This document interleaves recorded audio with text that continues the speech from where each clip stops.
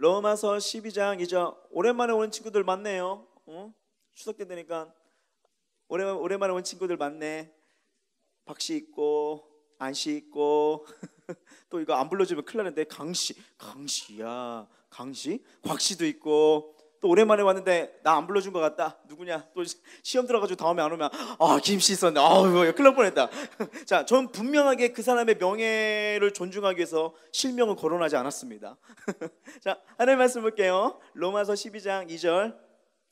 자, 읽어볼게요. 시작. 너희는 이 세대를 본받지 말고 오직 마음을 새롭게 함으로 변화를 받아 하나님의 선하시고 기뻐하시고 온전한 뜻이 무엇인지 분별하도록 하라. 아멘. 자, 오늘 하나님의 뜻을 분별하는 법 두 번째 시간을 한번 갖도록 하겠습니다. 자, 미국에요 6개의 어떤 큰 회사가 서로의 권리를 주장하면서 변호사를 세워서 약 8년 동안 계속 싸운 거예요. 양보해라. 이건 양보할 수 없다. 옛날에 그 삼성과 애플사가 서로 저작권이나 이런 것 때문에 많이 싸웠던 것처럼 여기서도 이 회사에서 이런 예민한 부분에서 모두 싸우게 돼서 안 되겠다. 각 회사마다 변호사를 사용하게 되었습니다. 변호사를 임명해가지고 얘기를 하게 됐는데, 근데 이 변호사들이 서로 알고 있는 변호사였던 거예요. 친분이 있던 변호사였어요. 근데 이들의 공통점이 뭐냐면 크리스찬이었던 겁니다. 크리스찬.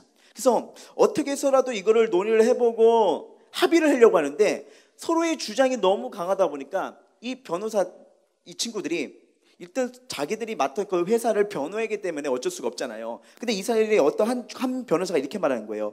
더 이상 논의해봤자 끝이 없습니다.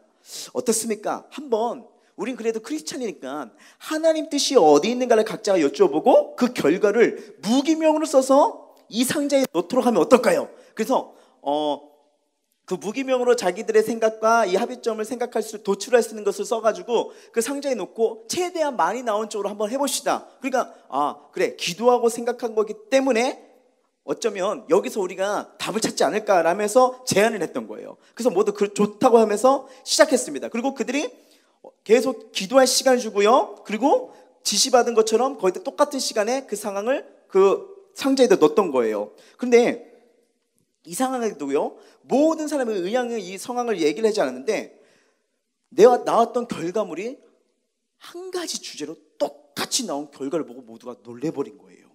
네, 놀랬습니다. 변호사들은 각각 그걸 가지고 각 회사에 보고했죠. 지금 우리 변호사들이 무기명 투표로 이런 상황에서 이렇게 도출하고자 냈는데 결과가 이렇게 났습니다. 그런데 여태까지도 양보하셨던 그 회사들도요, 각 회사가 성령님의 인도하심을 알아 그걸 받아들여 버린 거예요. 8년 동안 다투었던 이 각 회사가 단 그 변호사들의 기도로 간구로 그것이 하나가 일치되어 가지고 그것을 회사에다가 보고를 했는데 회사가 그것을 좋게 여겨서 합의점을 찾고 모든 것이 무마됐다는 사건이 이루어졌던 것입니다. 자, 여러분, 우리가 이 살면서요 다 알고 있습니다. 크리스찬이면 다 알고 있는데 하나님 뜻을 올바로 분별할 수 있다면 하나님이 기쁘게 하시는 삶을 살 수 있겠구나 라는 이 생각과 이 믿음을 누구나 가지고 있습니다.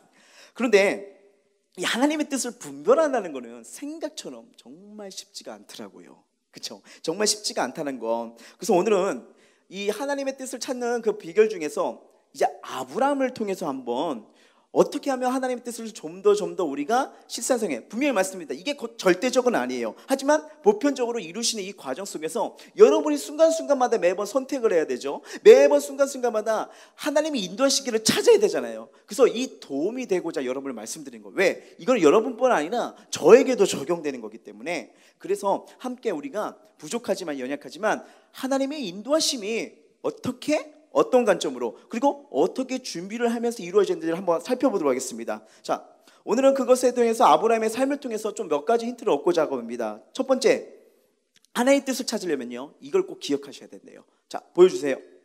읽어보겠습니다. 시작. 자, 아브라함, 이삭, 야곱은요 비슷한 상황에서 하나님의 인도하심을 보게 됩니다. 모두가 기근을 만나서 하나님께 간구했을 때 어떻게 보면 똑같은 길인데 응답이 다르다는 것을 우리가 보게 된 거예요. 자, 아브라함에는요 애굽으로 내려가도록 내버려 주시며 침묵하신 걸 보게 됩니다. 자, 창세기 12장 9절 10절 한번 볼까요? 자, 읽어볼게요. 시작. 그럼 남방으로 옮겨갔더나 그 땅에 기근이 들었으므로 아브라함이 애굽에 거류하고 그리로 내려갔으니 이는 그 땅에 기근이 심하였더라. 자, 이렇게 표현을 하고 있지 하나님께서 어떻게 만나셨는지 이것이 없어요. 침묵하셨던 하나님을 보게 됩니다. 자, 이삭에게는요 반대로 말합니다. 애굽에 내려가지 말라고 하십니다. 자, 26장 1, 2절 읽어볼까요? 시작. 아브라함 때에 첫 흉년이 들었더니 그 땅에 또 흉년이 들매 이삭이 그랄로 가서 블레셋 왕 아비멜렉에게 이르렀더니 여호와께서 이삭에게 나타나 이르시되 애굽으로 내려가지 말고 내가 내게 지시하는 땅에 거주하라. 자, 아브라함과 이삭 어떤 사이예요? 응? 형제 사이? 누구야? 그죠? 아마 아들, 자녀 사이입니다. 그런데 똑같은 혈족인데 지금 하나님의 방법이 같아요, 달라요? 다르고 있습니다. 자, 그리고요 그 말씀에 순종했을 때 근데 가지 말라고 했는데 근데 이삭은 뭐냐면요 그 말씀에 순종했을 때 그의 농사가 몇 배나 일어나면 100배가 일어나 버려요. 100배가. 자, 창세기 26장 12절 애굽 사람이 그때 그들을 볼 때 이르기를 이는 그는 아내라 하여 나는 죽이고 그들은 살리니. 얘는 뭐냐? 얘는 뭐냐? 자, 제가 말씀을 잘못 알려준 것 같아요. 자, 아브라함이 이삭이 가지 말라고 했던 그 부분에서 분명히 이삭은 따르기가 쉽지가 않았을 거예요. 그렇죠? 기근이 들기 때문에 피해야 되기 때문에 이런 상황인데 근데 하나님께서는 그 말씀에 이삭의 순종을 하니까 뭐예요? 더 나은 축복을 주신 것을 경험하게 됩니다. 자, 그럼 야곱을 볼까요? 야곱에게는 애굽으로 내려가기를 뭐라고 말씀하시냐? 자, 성경 보겠습니다. 성경 창세기 46장 3, 4절 시작. 하나님이 이르시되 나는 하나님이라 내 아버지 하나님이니 애굽에 내려가기를 두려워하지 말라. 내가 거기서 너로 큰 민족을 이루게 하리라. 여기까지요. 뭐라고 하냐면 두려워하지 말래요. 이걸 잘 생각해야 돼요. 아브람 때는 침묵하셨습니다. 그리고 이삭에게는 내려가지 말라고 했어요. 그리고 야곱에게는 뭐랍니까? 두려워하지 말라고 말씀하십니다. 무슨 말일까요? 회개라 시키지 말라. 무슨 말일까요? 잘 보세요. 이전에 인도하셨던 하나님 앞으로도 그렇게 인도할 수 있습니다. 그렇죠? 그런데 꼭 이 방법으로 인도하시지 않아요. 무슨 말인지 알죠? 여러분이 예를 들어 국가시험을 봅니다. 자, 10년 전에 봤던 시험이 앞으로도 계속 똑같이 국가시험이 나오면요 다 붙겠죠. 근데 매번마다 시험의 출제가 다릅니다. 마찬가지죠. 무슨 말이냐면요 예전에 비슷한 상황을 경험했다 하더라도 하나님의 뜻을 획일화시키지 말고 이번에는 하나님께서 어떤 반응을 원하시는지 확인하는 게 중요하다는 거예요. 그래서 여러분 제가 간간히 말씀드리잖아요. 나의 생각보다 나의 간구보다 더 크게 넘치신 하나님, 내가 이 길로 갔기 때문에 하나님이 이 길로 인도하실 거야. 내가 이렇게 갔기 때문에 이렇게 하나님이 내가 이렇게 기도했기 때문에 하나님이 이렇게 이끄실 거고 응답하실 거야. 근데요 그럴 수도 있지만 하나님은 마치 그러면요 내가 하나님을 조종하는 거나 똑같잖아요. 무슨 말인지 알죠? 그래서 여러분 우리가 기도하는 걸 옳고 큰 꿈을 갖고 기도하는 건 맞지만 이렇게 기도하기 때문에 하나님 몇 월 며칠에 제가 학자금이 필요합니다. 그때 289만 3,825원을 주셔야 됩니다. 그럴지도 몰라요. 왜? 하나님 능력은 뛰어나시니까. 근데 안 주면요 하나님 응답은 미안해 너 이번에 휴학해야 돼 라는 응답이 오시면 어떻게 할 겁니까? 그럴 수 있을까요? 없을까요? 대답들을 안 하는 게 보니까 지금 여러분들이 기도하는 게 지금 마치 뭔가 다 이루어져야 되는데 만약에 안 되면 어떻게 하지? 이 눈빛들이에요. 여러분 이걸 기억하셔야 돼요. 안 이루어져도 그것이 하나님 뜻이라면 그게 내가 살 길이라는 거예요. 이걸 꼭 기억하셔야 됩니다. 자, 회개라 시키지 말고 하나님이 어떤 반응을 원하시는지 기도하면서 이걸 찾는 게 정말 중요한 거예요. 다른 사람이 비슷한 상황에서 인도하심을 경험했으라도 물론 그 하나님이 나에게 똑같은 하나님일지 모르겠지만 나에게는 어떤 반응을 원하시는지 하나님께 나아가면서 아뢰는 게 중요하다는 겁니다. 분명한 것은 때로는요 우리의 생각보다 더 넘치게 역사하시는 분이심을 믿으시기 바랍니다. 우리도 모르게 이 신앙생활에 위험한 게 뭐냐면요 나의 생각에 나의 틀에 하나님을 가둬놓는 게 위험합니다. 위험해요. 여러분 간증 아름다운 거예요. 체험 좋은 거예요. 어떤 사람이 정말 하나님의 은혜 가운데서 어마어마한 물질의 복을 받았으면 나에겐 그게 올 수도 있고 안 올 수도 있는 거예요. 그러면 안 와가지고 우리 진영이가 기도를 하는데 하나님 제가 이번에 사업을 해서 400억이 필요합니다. 오, 좀 능력 있네. 자, 400억이 필요합니다. 근데 옆집에 살던 상만이라는 그 회장은 400억의 일을 하고 있어요. 그래서 진영이가 막 그걸 놓고 기도했죠. 근데 하나님은 안 왔어요. 그러면 진영이가 하는 기도, 하나님이 정말 이럴 수 있습니까? 상만이는 하나님의 자녀고 저는 자녀가 아니라는 겁니까? 이게요, 예지만 진짜 이런 일이 이럴 수 있습니다. 왜? 기준이요, 남이 이렇기 때문에 나도 그렇게 된다. 물론 하나님이 그렇게 역사할 수도 있습니다. 근데 회개라 시키지 말라는 거, 이렇게 역사했기 때문에 나에게도 꼭 이렇게 역사해야 된다. 이걸 잘 생각을 하셔야 돼요. 그래서 회개라 시키지 말라는 거. 두 번째 보여주세요. 자, 읽어볼게요. 시작. 하나님의 뜻을 확정론적인 걸로 착각하지 말라. 잘 들으셔야 됩니다. 이곳이냐 저것이냐, 이것이냐 저것이냐, 중요한 게 아니에요. 이곳이냐 저곳이냐, 이것이냐 저것이냐, 이게 아니에요. 왜? 뭐냐면 하나님께서 나를 이곳에 있게 하시느냐 아니면 저곳으로 옮기게 하시느냐, 이게 중요합니다. 내가 선택해서 이것보다도 하나님이 지금 나를 이곳을 이끄시려고 하는지 저곳을 이끌지, 이걸 찾는 게 중요한 거예요.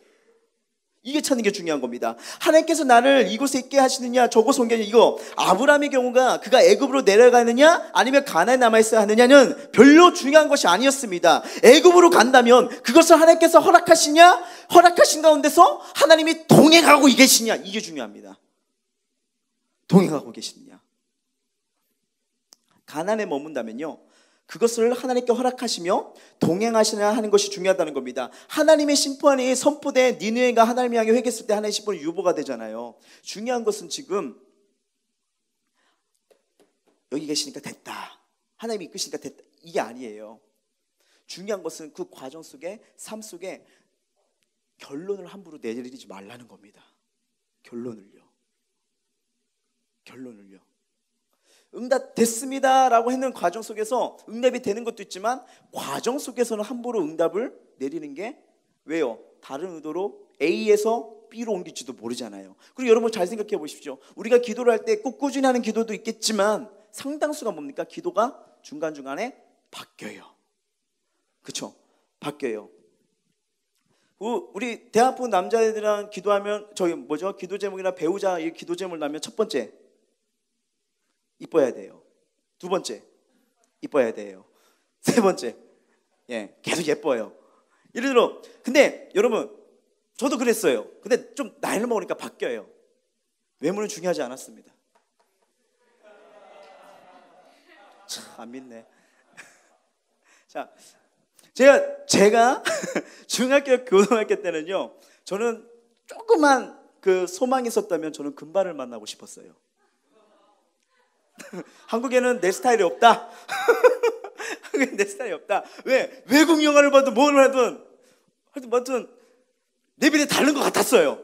근데 현실이 다가오니까 제가 그게 어디서 깨졌냐면요, 대학교 갔는데 영어 교수님이 외국인이에요. 그리고 외국 교수들이 많으니까 금발도 계시더라고요. 근데 느꼈어요. 현실적이 안 되는 게. 왜? 대화가 안 돼요.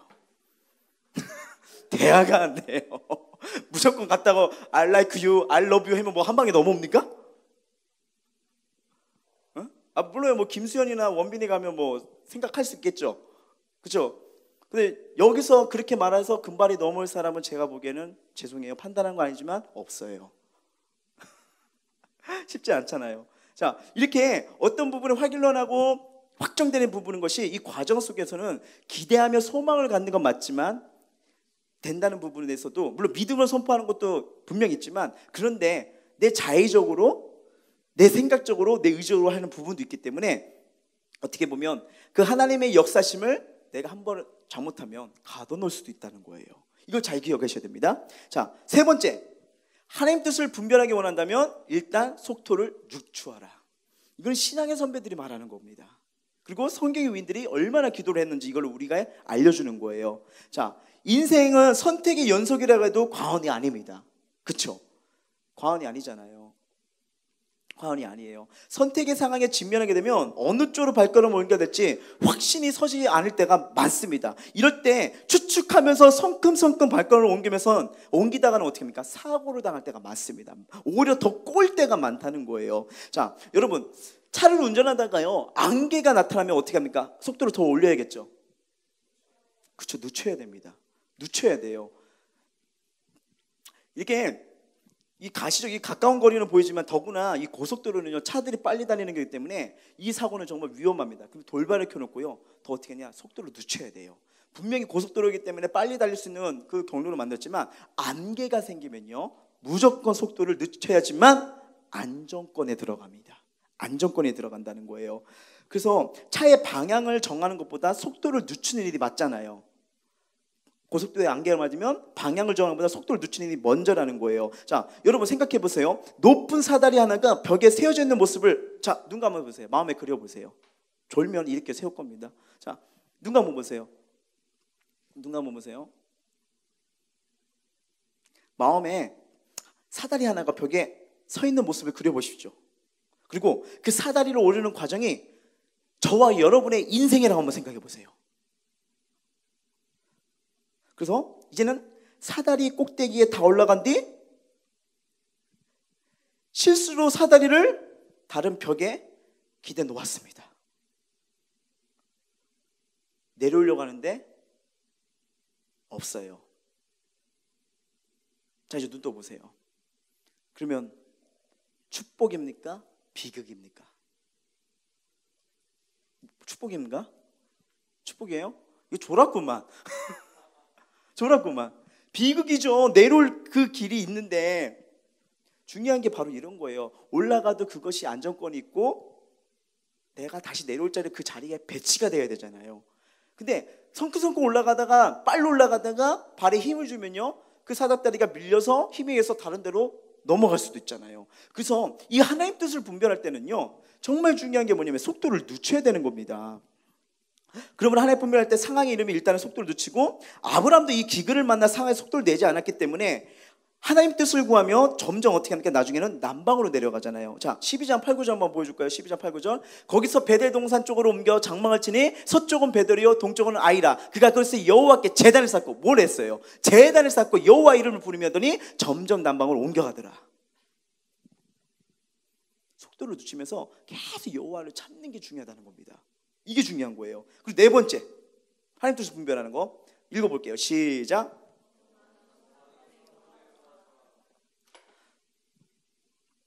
이것도 지혜입니다.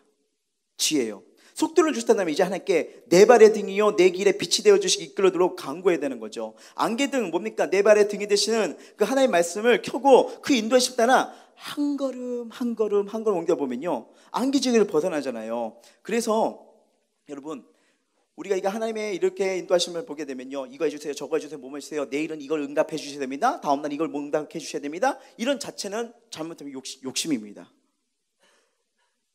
이루어지는 과정에서 응답이 되면 또 움직여야 되는 거예요. 무슨 말인지 알죠? 그래서 이게 이 신앙생활에 있어서 이런 부분이 우리가 잘 기억해야 되는 거예요. 그러면 잘 생각하세요. 우리가 이제 신앙생활하면서 제일 많이 하는 말이 뭘까요? 뭐냐면, 제가 기도했는데, 제 묵상했는데 제 마음에 이런 게 왔어요. 다 한두 번씩 얘기했을 거라고 생각합니다. 이게 중요합니다. 하나님의 마음을 아는 법이요. 하나님의 마음. 제가 그 목사님이 4학년 때요, 그 훈련하는 장소가 그 우리 선교단체 그쪽에 있었는데, 근데 어느 날 세 명의 선배들이 기도를 하더니, 내가 기도했는데 이게 하나님이 이렇게 인도하신다. 근데 A라는 그 선배가 그렇게 얘기를 하는 거예요. 근데 좀 이따 B라는 분이, 내가 기도했는데 하나님 이런 마음을 주시더라. 또 C가, 내가 기도했는데 이거더라. 다르더라고요. 그러니까 한 분이, D라는 선배가 나가면서, 아이고 웃기고 있네, 지들이 다 선지자구만. 예언자네, 예언자.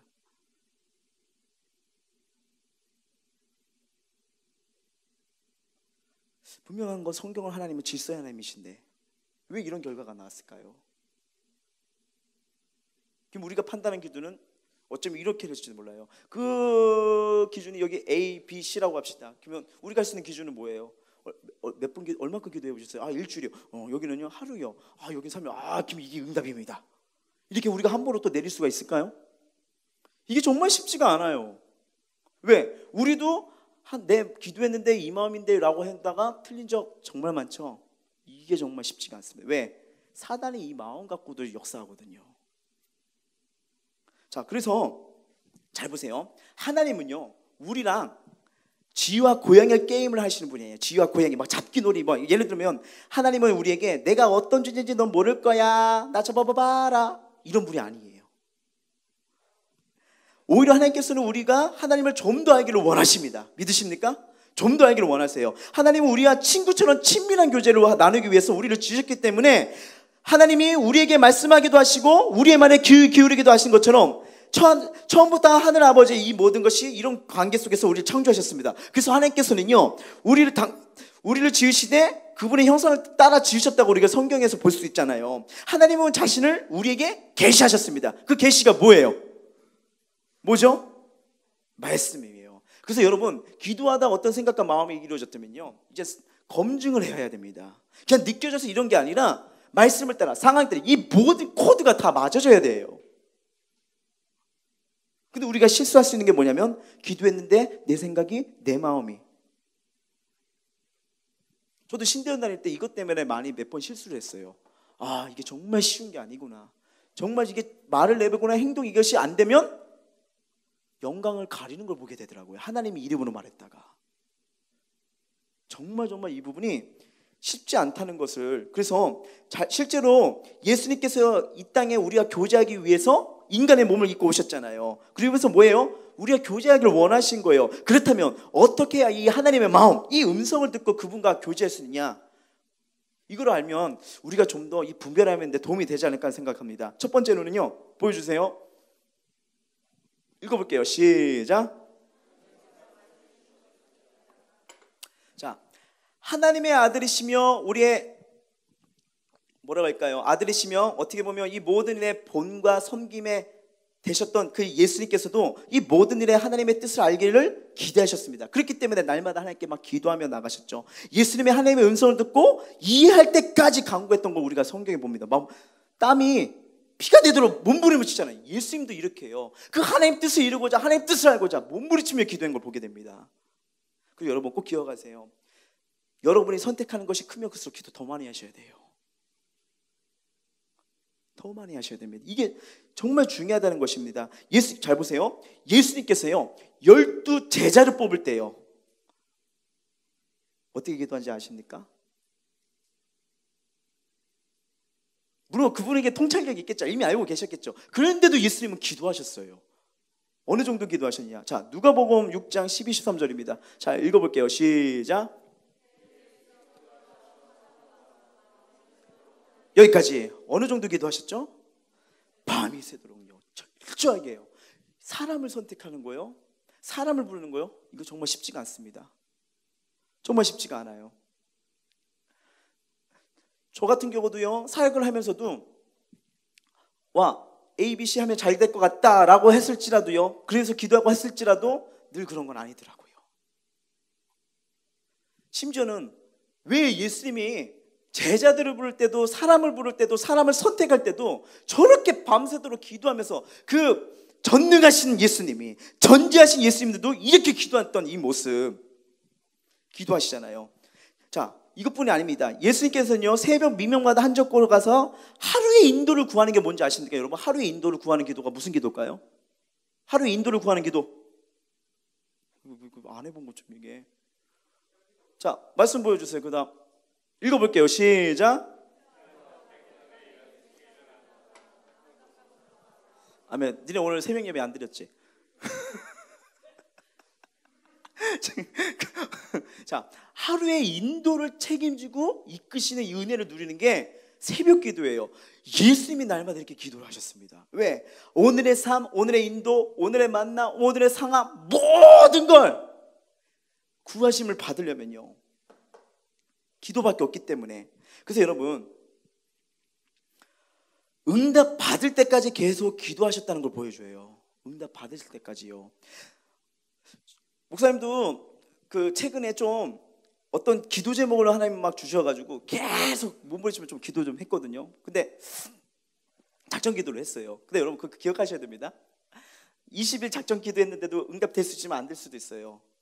근데 그날 20일 기도 예를 들어 했기 때문에 내가 느끼는 거 이것이 하나님 응답이다? 아니요. 이번에는 저에게 그 어느 때보다 모든 걸 다 내려놓고 다시 처음부터 내 자신을 바라보면서 하나님 앞에 모든 걸 풀로, 저번에 한번 제가 설교 때 말했잖아요. 알몸이 되라고. 그래서 이게 딱 끝났는데 아무것도 안 온 거예요. 아무것도 안 왔어요. 그러면 느껴요. 아, 다시 또 기도해야 되구나. 그러면서 5일이 지났을까요? 한 15일쯤 됐을 때 뭔가 응답이 왔어요. 어떤 응답일까요? 더 기도해. 여러분 이거 미쳐요. 뭔가 알고 싶고 확인하고 싶고 그래서 물어봤는데 제 마음 속에 왔던 하나님은요, 더 기도해. 더 기도해. 그래서 지금도 그 상황이에요. 응답은요, 진짜 이루어지고 만들어지고 확인됐을 때 그게 응답입니다. 그래서 저도 지금 응답 받았다는 게 지금 말하는 게 뭐예요? 더 기도해라가 응답이에요. 그래서 지금은 다시 날짜를 안 정하고 있어요. 안 정하고 그냥 이렇게 기도하고 있는데 그게 더 기도하라는 거라고요. 아, 정말 하나님 앞에 몸부림을 쳐야겠구나. 자, 두 번째, 아까 첫 비슷한 게 있어요. 자, 읽어볼게요. 시작. 함부로 확증하지 말라나. 어떻게 보면 비슷한 거죠 아까. 자, 봐보세요. 여러분, 한 방이요. 여러분 이거 때리는 한 방이 아닙니다. 방이에요. 룸. 응? 한 방에는요 엄마들이 있어요. 그리고 뜰에는 아이들이 있어요. 무슨 말인지 알죠? 한 방에는 아이들이, 한 방에는 엄마들 있고 마당에는 아이들 같이 있습니다. 자, 이 중에서, 이 많은 엄마들 중에서 어떤 엄마가 자기 아이 이름을 부릅니다. 그러면 과연 아이들이 몇 명 쳐다볼까요? 응? 하나? 다 쳐다보겠죠. 다 쳐다볼 수 있습니다. 있는데 계속해서 엄마가 한 엄마만 소리 지른다면요, 아이가 엄마의 말을 알까요? 음성을 알 수 있을까요? 모를까요? 알 수 있는 거죠. 그럼 나중에 한 명만이 대답할 거예요. 그러면 반대로, 아니요, 좀 더 쉽게, 뭐 여기 다 이름이 다 달라요. 근데 다 다른데 광훈아 하면 누가 반응할까요? 대훈이가 반응하면 이상한 거죠. 이름 비슷하지만, 그렇죠? 광훈이만 반응합니다. 맞아요. 거기서도 아무리 이제 얘기를 하게 되면 애들이 여러 명이 반응할 수 있지만 좀 더 지나서 이름을 말하게 된다면 그 아이만이 반응한다는 것을 알게 되는 거예요. 왜? 이름을 부르고 알게 됐다는 것은 벌써 뭐예요? 엄마의 음성, 엄마를 모른다, 안다는 거죠. 자, 무슨 말이냐면요, 이와 같이 하나님의 마음 음성은요, 하나님의 자녀들이 분명하게 분별할 수 있도록 또한 예비하신다는 거예요. 예수님은 하나님의 음성을 추측하지 않으셨으며 분명히 하나님의 음성이라는 확신을 갖고 사역과 삶의 현장으로 나갔다는 겁니다. 하나님과 일치되어서 온전히 모든 일을 이루셨다는 거예요. 따라서 예수님은요, 사역하면서 좌절, 낙심했다는 말씀 있습니까? 아니요. 같이 움직였고 그분의 마음과 뜻을 하니까, 이거예요. 그분의 마음과 뜻을 하려면요, 힘들어도 어려워도 좌절하지 않습니다. 그래서 우리 인생에 있어서 여러분, 이 분별함이 이렇게 중요한 거예요. 분별함 속에서 그것이 잘못된 분별이고 잘못 선택하면요, 인생 괴로워질 수밖에 없어요. 괴로워질 수밖에 없어요. 예수님은요, 모든 일을 하실 때 권위를 갖고 행하시는데 그것은 모든 일이 다 아버지의 하나님 승인받고 움직이셨기 때문에요. 그 뜻을 알았기 때문에.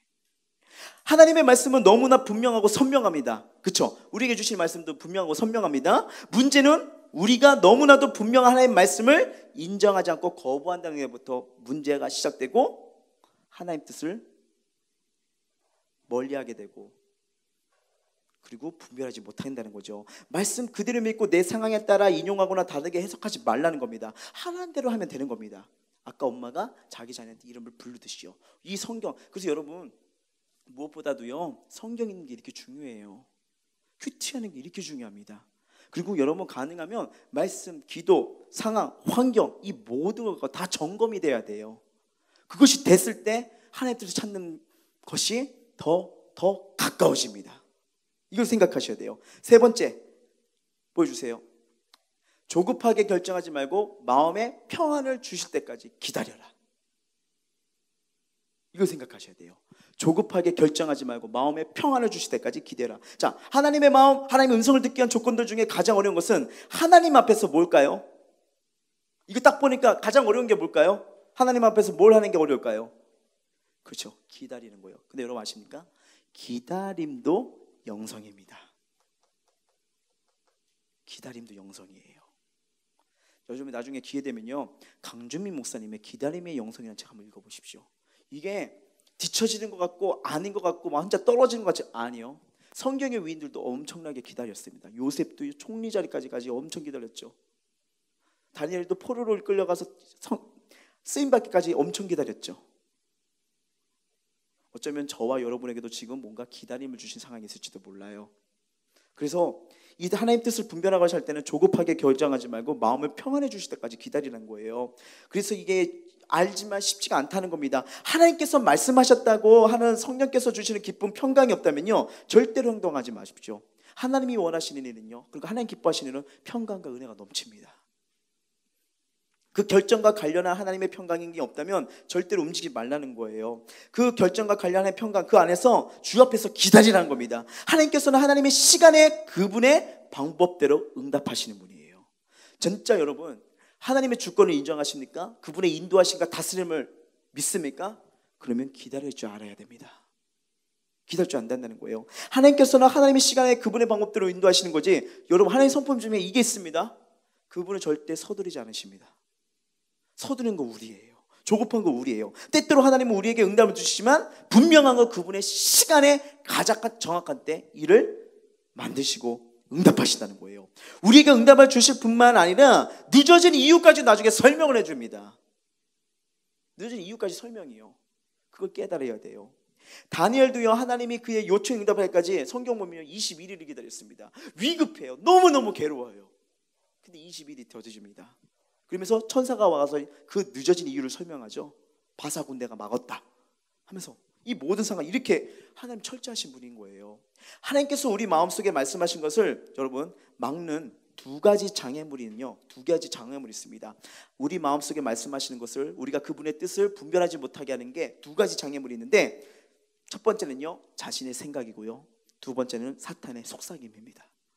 자신의 생각과 사탄의 속삭임이요. 사탄도 우리 마음 가운데 어떤 인상을 불러일으킬 수 있다는 사실을 여러분 알아야 돼요. 똑같이 하나님처럼 행동하고 똑같이 응답 주는 것처럼 합니다.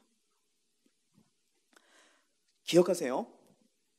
하나님, 야 급하다 빨리 와 이렇게 하실 수도 있겠지만 이런 경우는 거의 드물겠죠. 근데 사탄은 뭡니까? 강하고 급하며 빨리 움직이라고 할 때가 많아요. 사탄은요. 왜? 실수를 해야 되고 하나님의 뜻을 찾지 못하기 위해서는 급하게 움직일 수밖에 없는 게 사탄이에요. 사탄은 늘 위기 상황으로 우리를 몰고 가서는 어떤 행동을 급히 하도록 만듭니다. 하나님보단 사람을, 그리고 물질을 찾게 만드는 게 이게 사단의 행동이라는 거예요. 그래서 어떻게 합니까? 봐봐, 시간 없잖아. 야 바로 지금 해. 지금 놓치면 끝나. 이게 사탄이에요. 반면 하나님의 음성은요, 조용하지만 일관성이 있습니다. 일관성이 있어요. 우리에게 잠시 물러나 조용히 기다리며 듣도록 권면합니다. 엘리야가 낙심하고 이랬을 때, 어떻게 해야 될지 몰랐을 때 다시 신의 광야로 부르시죠. 거기서 갑자기 너 이렇게 해야 돼 이렇게 안 하네요. 갑자기 지진이 일어나고 바람이 일어나고. 그래도 하나님은 안 계셨어요. 그렇죠? 빨리 뭔가 말해줬으면 좋겠는데. 그리고 나중에 어떻게 합니까? 세미한 음성이 들리기 시작했어요. 여러분, 이 성경의 원리를 잘 기억하셔야 됩니다. 우리에게 잠시 물러나 조용히 기다리며 듣도록 권면하는데, 그러면요, 조급한 상황인 것 같더라도 급한 상황일지라도 무엇이 몰려옵니까? 기쁨과 평안이 몰려옵니다. 왜요? 하나님이 그렇게 말씀하셨거든요. 자, 성경 말씀 디모데후서 1장 7절 한번 보여주세요. 자, 시작.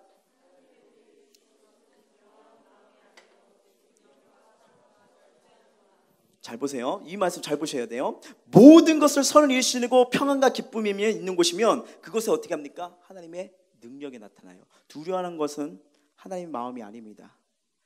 두려워하는 것은 지금 내가 하나님 원치 않는 곳에 있을 수도 있다는 거예요. 그리고 뭡니까? 여기서 하나님의 능력이 나타나며 죄악과 원죄치 못한 것을 어떻게 합니까? 절제할 수 있는 힘이 생겨버려요.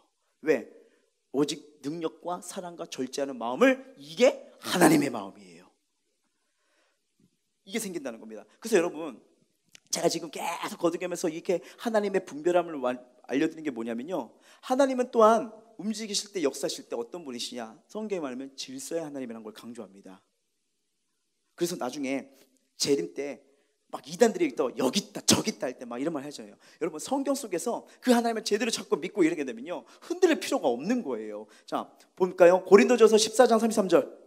자, 하나님의 움직임이 왜 일관성이 있느냐, 읽어볼게요. 시작. 하나님은 무질서의 하나님이 아니시오 오직 화평의 하나님이시라. 모든 성도가 교회 삶과 같이. 자, 뭐랄까, 하나님은 화평과 두려운 마음이 없습니다. 화평과 기쁨을 주시고, 하나님이 주신 이르면 어떤 상황에서도 그 가운데서 하나님이 일관성 있게 움직이시는 동시에 질서대로 움직이시는 하나님을 보여주고 있는 거예요. 그렇죠? 그리고 40절 볼까요? 40절. 모든 것을 품위 있게 하고 질서 있게 하라. 자, 이 14장이 진짜 정말 중요합니다. 뭐냐면요, 고린도전서 14장은요 교회에서 이루어질 질서에 대한 권면을 말해주는 거예요. 아까 제가 말했죠, A라는 분이 기도했는데 하나님 마음이 이랬어요. B라는 사람이 기도했는데 하나님 마음이 이랬어요. 같아요, 달라요? 다르죠. 그럴 때면, 그러면 여러분, 지혜자라면 누굴 찾아야 됩니까? 질서대로 목사님한테 가셔야죠. 자, 제가 옛날에요 첫사역을 갔어요. 저번에 한번 말씀드린 것 같은데, 야, 우리 기도 좀 하자 하면서 모였는데 어떤 애가 막 방언을 하는 거예요. 막 이렇게 방언을 하다가 갑자기 한 명씩 이제 분짝 등짝을 뜨면서 이 따라해 달라. 아니, 달라가 아니지. 이러면 막 이렇게 하는 거예요. 그래서, 야, 불 켜. 너 뭐 하냐? 그랬더니, 왜요? 성령님이 역사하시는데요. 성령님이 역사하신다고? 너 방언 어디서 배웠냐? 어떻게 했냐? 그랬더니 자기가 방언을, 원장님이 이게 알라알라알라 이것만 하면 혀가 꼬여가지고 된대요. 그래가지고 받았대요. 물론 그럴 수도 있을지도 몰라요.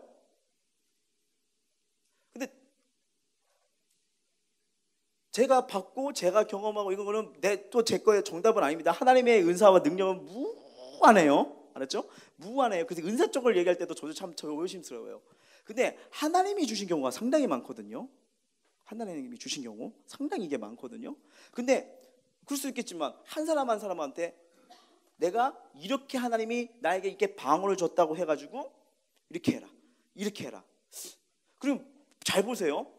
하나님이 질서의 하나님이시면 교육자를 세울 필요가 있을까요?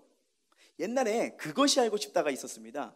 거기서 이단 교회에서 나오는데 몰카가 들어간 거예요. 왜 그 교회 이단이냐? 그러니까 이게 성도님들이 이렇게 소그룹 모임으로 앉아 있는데 목사님 같은 분이 앞에 앉아 있겠는 거예요. 근데 막 이렇게 누구 겉면하다가 옆에 있는 여자분이 일어나가지고 막 몽둥이로 사람을 때리는 거예요. 팍. 또 사탄 들어갔잖아. 귀신 들어갔잖아. 제대로 안 해? 안 해? 그래서 저분 사모님인가? 근데 딱 나중에 카메라들이 왜 그 사람을 때려요? 그래서 그래, 혹시 사모님이 아닌가? 교회 집사님이래요. 그럼 옆에 계신 분이 목사님이네. 목사님, 지금 집사님이 성도를 이렇게 때리는데 어떻게 하냐니까, 목사님 하시는 말씀이 워낙 성령의 능력이 강해서요. 그 권한과 모든 것을 그분이 이끌어 가시는 걸 보고, 근데 사탄을, 귀신을 들어갔다고 때리는데 피가 나요. 잘 보세요. 예수님도 귀신을 뽑을 때 몽둥이를 패면서 귀신을 뺐을까요? 제가 성경을 잘 몰라서요.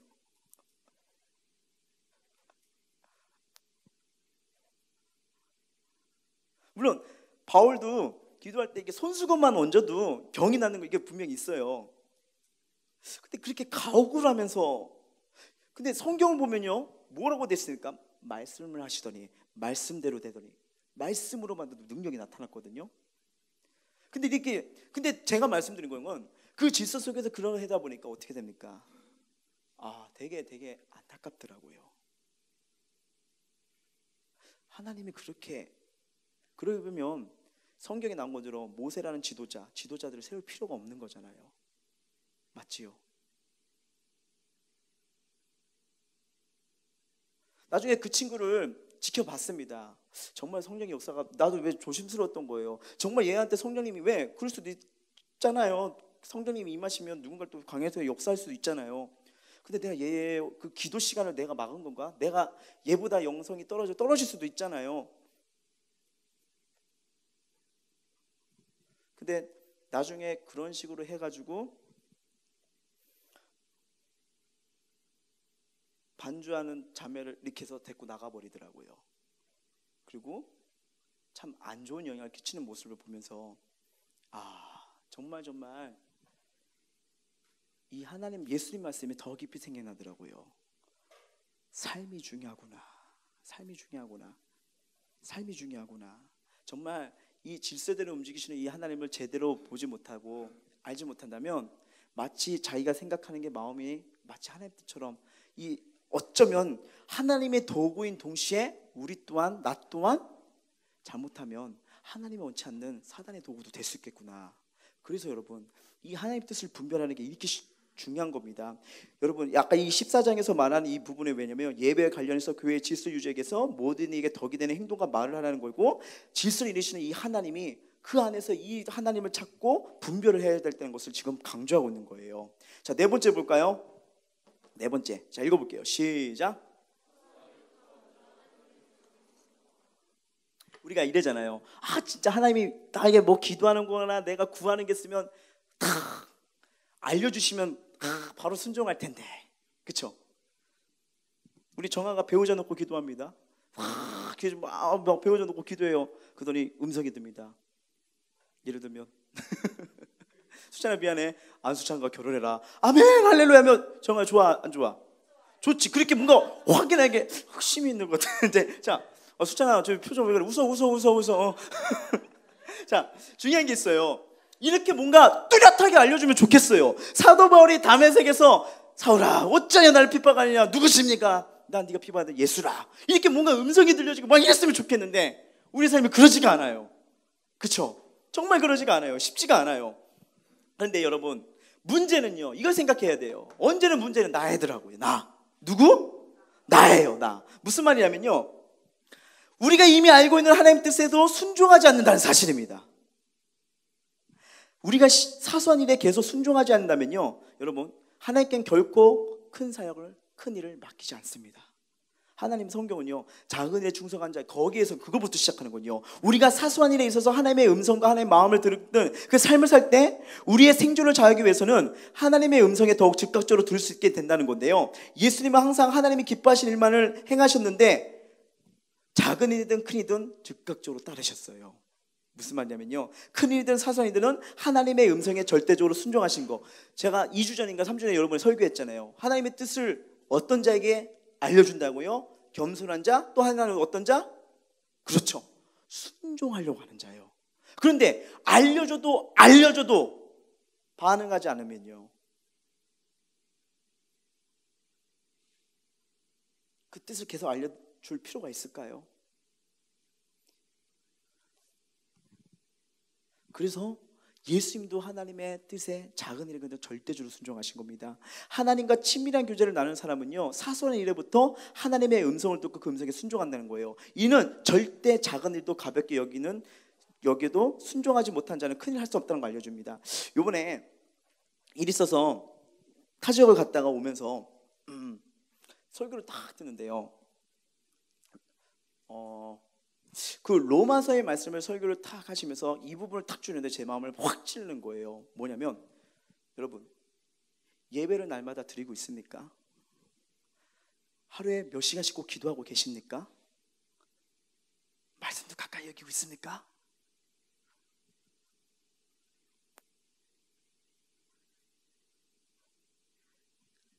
그랬음에도 불구하고 삶에 나와서 내가 하나님의 말씀을 지키지 않고 하나님의 마음을 아프게 하고 온전치 못한 행동을 하면 아무리 예배, 기도, 말씀 많이 보고 기도했을지라도 여러분은 영적으로 병이 든 겁니다. 이 얘기를 딱 듣는 순간 나는 지금 계속 하나님 앞에 지금 불순종하고 거부하는 게 있는 게 뭔지 라는 생각이 확 스쳐 지나가는 거예요. 영적으로 병들었다? 무슨 말이냐면 그 목사님이 딱 얘기를 하시는 게 영적으로 병들면 하나님 뜻을 알려주고 하지 말아야 할 것도 계속 하게 된다는 거예요. 그 말씀을 듣는데 나도 지금 계속 이러면 안 되는 것을 알면서도 지금 거부하면서 불순종하는 건 뭘까? 지금 나도 병들었다는 건가?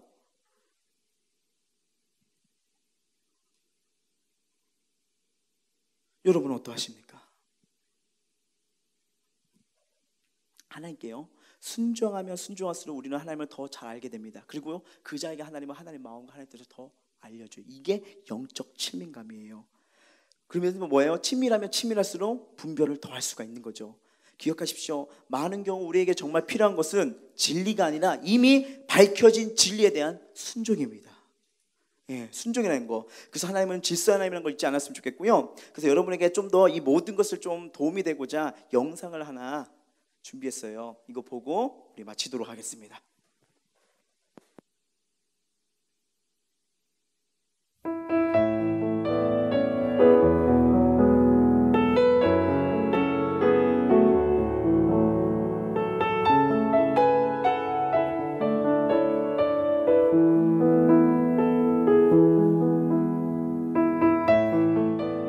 조지 트루엣이라는 사람은 이런 말한 일이 있습니다.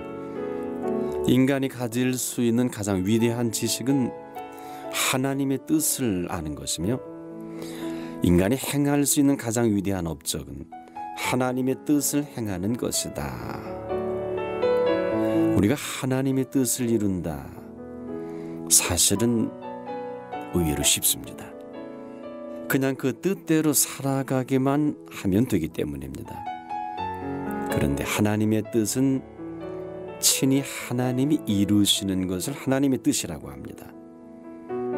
우리는 그냥 그 뜻대로 살아가기만 하면 벌써 하나님의 뜻은 이룬 것입니다. 그런데 문제는 그 뜻대로 살아가기가 만만치 않은 것입니다. 한 번은 미켈란젤로가 그 유명한 다비드 조각을 할 때입니다. 지나가던 사람이 작업 중에도 너무 아름다워서 물었습니다. 어떻게 그렇게 아름다운 조각을 할 수 있습니까? 때에 그는 이렇게 답을 합니다. 나는 한 번도 아름다운 조각을 한 일은 없습니다. 다만 내가 원치 아니하는 부분을 깎아내고 있을 뿐입니다. 우리가 하나님의 뜻대로 살아가기가 힘든 게 아닙니다. 바로 지금 내 뜻이 너무 강한 것뿐입니다. 내 뜻이 너무 강하다 보니 그분의 뜻이 나와 부딪히고 그분의 뜻이 내게 버겨온 것입니다. 내가 힘들어하고 부딪히고 이해가 되지 않는 이 부분만 정리되면 벌써 그 나머지는 하나님의 뜻을 이룬 것입니다. 기뻐할 수 없을 때가 한두 번이 아닙니다. 그럼에도 항상 기뻐할 수 있을 때, 또 기도하기가 만만치 않습니다. 너무 바쁩니다. 그럼에도 쉬지 않고 기도할 수 있을 그때 뿐만 아닙니다. 범사가 얼마나 어렵고 낙심되고 근심되고 원망이 많습니까? 그럼에도 범사에 감사할 수 있을 그때 바로 하나님의 뜻은 이루어가고 있는 것입니다. 그래서 지금도 하나님의 뜻은 우리가 항상 기뻐하고 또 쉬지 않고 기도할 수 있을 때, 범사에 하나님의 살아계심을 믿고 감사할 수 있을 그때 벌써 하나님의 뜻을 이루어 간 것입니다. 성찬교회 오원호 목사였습니다. 이 영상을 딱 보면서 참 느낀 게 뭐냐면요, 하나님 뜻은 하나님이 이루어 가신다잖아요. 우리가 그분 앞에 내어드리지 못한 절제를 할지라도 그분의 뜻은 분명히 이루어 가신다는 겁니다. 근데 제 마음속에 탁 와서 내 마음을 찔린 거는 왜 하나님 뜻을 못 찾을까라는 때가 있잖아요. 나도 모르게 내 뜻이 강할 때가 있더라고요. 여기서 말한 것처럼 내 뜻이 강하니까 하나님 뜻이랑 부딪히게 되는 거예요.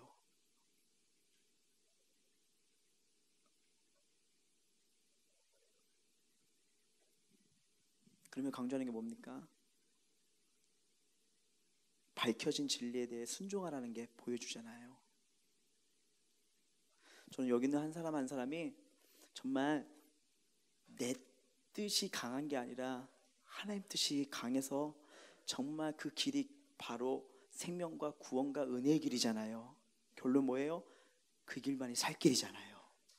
그래서 그 길에서 우리 모두가 아름답게 세워졌으면 좋겠습니다.